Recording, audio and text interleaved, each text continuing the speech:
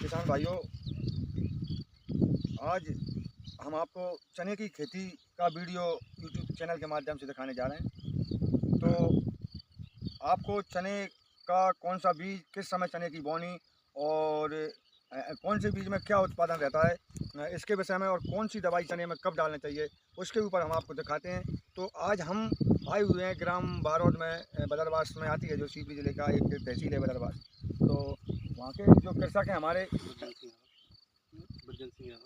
भाई साहब बरजन सिंह यादव जी, इन्होंने वैरायटी की हम बात करें तो जी 36 चना लगाया हुआ है। और इनके फार्म पर लगभग 30-40 बीघे में चना की खेती ने की हुई है।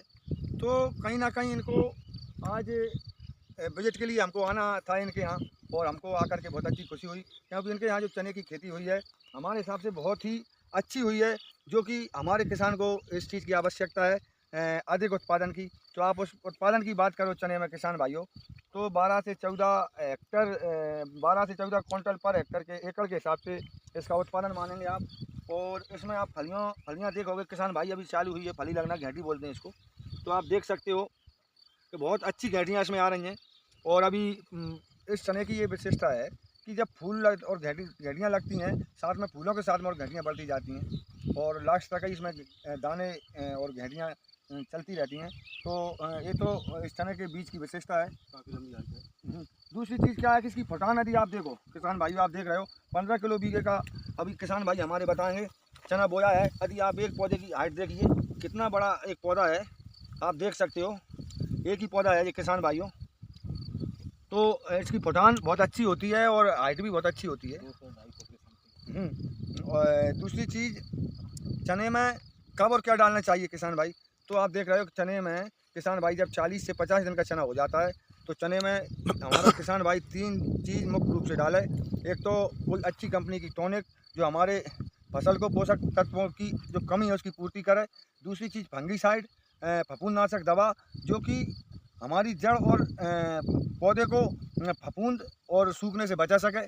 तीसरी चीज़, कोई अच्छी कंपनी की इल्ली की जो दवाई आती है। क्या होता है, जब 40-50 दिन का हमारा चना हो जाता है तो उसमें कहीं ना कहीं इल्लियाँ आ जाती हैं भाई साहब, छोटी छोटी, और वो कहीं ना कहीं चना की जो ग्रोथ होती है उसको बढ़ने में रोकती हैं वो।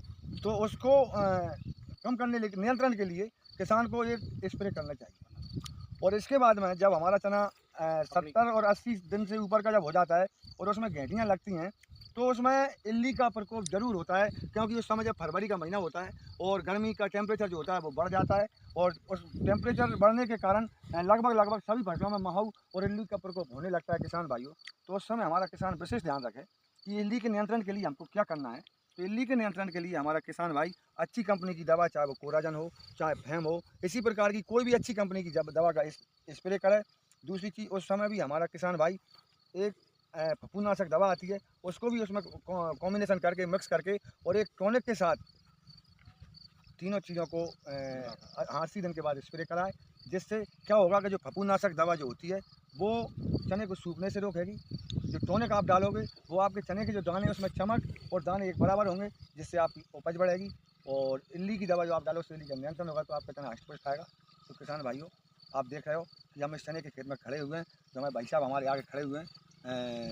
तो आप इनसे आप की थोड़ी वार्तालाप करवाएंगे, भैया बताएंगे आपको कि इनने चने में कितने पानी दिए हैं, और लगभग एक क्या अपेक्षा कर रहे हैं कि इनके यहाँ अन्य चनों की अपेक्षा इस चने में आपको क्या अंतर लगा भाई साहब। आप थोड़े शब्दों में हमारे किसान भाइयों को बताएं, और आपका थोड़ा परिचय भी दें हमारे किसान भाइयों को यूट्यूब के माध्यम से। मेरा नाम है रंजीत यादव। मैं बारोद से हूँ। क्या और चनाव की अपेक्षा इस चने का बीज कम लगता है बोने के लिए, और चनाव की अपेक्षा इसकी हाइट और फुटान जो कि देखने को मिल रही है अभी, क्या है, काफ़ी बढ़ चुका है, और इसका एवरेज भी काफ़ी अच्छा आएगा और चनाव की अपेक्षा। और इसको देख के मतलब और लोग बाग भी इसी बीज को लिए लेंगे, अच्छी गुणवत्ता वाला होगा तो बहुत अच्छा है, यही कहूँगा। तो किसान भाइयों, हम यूट्यूब पर आपको इस तरह की वीडियो डालेंगे, भाई साहब का नंबर भी डालेंगे।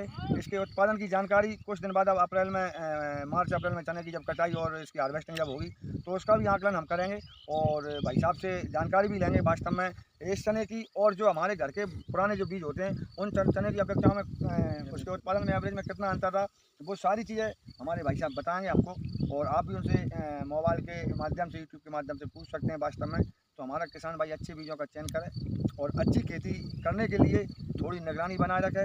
तो किसान भाइयों, इसी प्रकार हमने हमारे एरिया में लगभग कई किसानों को अच्छे बीज जो दिलवाए हैं वो हमने दतिया अनुसंधान केंद्र राजमाता कृषि विश्वविद्यालय से मंगाए थे। और जो जहाँ जिन लोगों ने हमारे किसानों ने बोया वो सब खुश हैं। आगे से इसके उत्पादन की हम आपको किसानों के माध्यम से बताएंगे। तो किसान भाइयों, आप हमेशा अच्छा बीज बोएं और अच्छे किसानों से चयनित करें। यदि ये हमारे किसान हैं, भाई साहब हैं, और इनके यहाँ अच्छा उत्पादन निकलता है तो भविष्य में मंडी होने से पहले भाई साहब से संपर्क करें। और इनके यहाँ से किसान भाइयों से मैं ये कहूँगा कि बीज लें। और भाई साहब, आप भी किसानों को बीज दोगे तो आप किसानों से थोड़ी मार्केट रेट से 100-200 रुपये ऊपर ले लेना, क्योंकि किसान हमारा भाई है और किसानों के लिए हमारा आप काम कर रहे हैं। तो आप बताओ कि किसान भाई आप यहाँ बीज लेने आए तो आप दे सकते हो। बिल्कुल देंगे। ठीक है, धन्यवाद भाई साहब, आपको बीज देंगे किसान भाई। हम इनका नंबर भी डालेंगे यूट्यूब पर और इनके उत्पादन की जब जानकारी संपूर्ण लेकर के और आप इनसे कांटेक्ट करें और समय पर किसान भाई बीज रख लें। क्योंकि जब आप सीजन में चने किसान का होते हैं और मंडियों में बेचते हैं किसान भाइयों, उस समय आपको बीज मंडी की रेट में मिल जाता है। और जब आप बोनी के समय में किसान हमारा बीज खरीदता है किसान भाइयों, हमसे बहुत बड़ी गलतियाँ होती हैं। तो यही चने का बीज हमको दूनी रेट में खरीदना पड़ता है। तो आप कतई भूल ना करें, अच्छे बीज अच्छे किसानों के हाथ से, चाहे वो गेहूँ का बीज हो, चने का हो, ज़रूर लेकर के अपने घर की ज़मीन के एरिया के हिसाब से, बोनी के हिसाब से लेकर के रखें और कम रेट में उपलब्ध होगा आपको। और उसको चयन करके और दूसरे किसानों तक इस वीडियो को भेजें, जिससे हमारा दूसरा किसान भाई भी अच्छे चने के बीज ले। और जो आज महंगाई बीजों की होती है, दुकानदार लूटते हैं किसानों को, उससे हमारा किसान भाई बचे। जय श्री राम भाई साहब, बहुत बहुत धन्यवाद आप।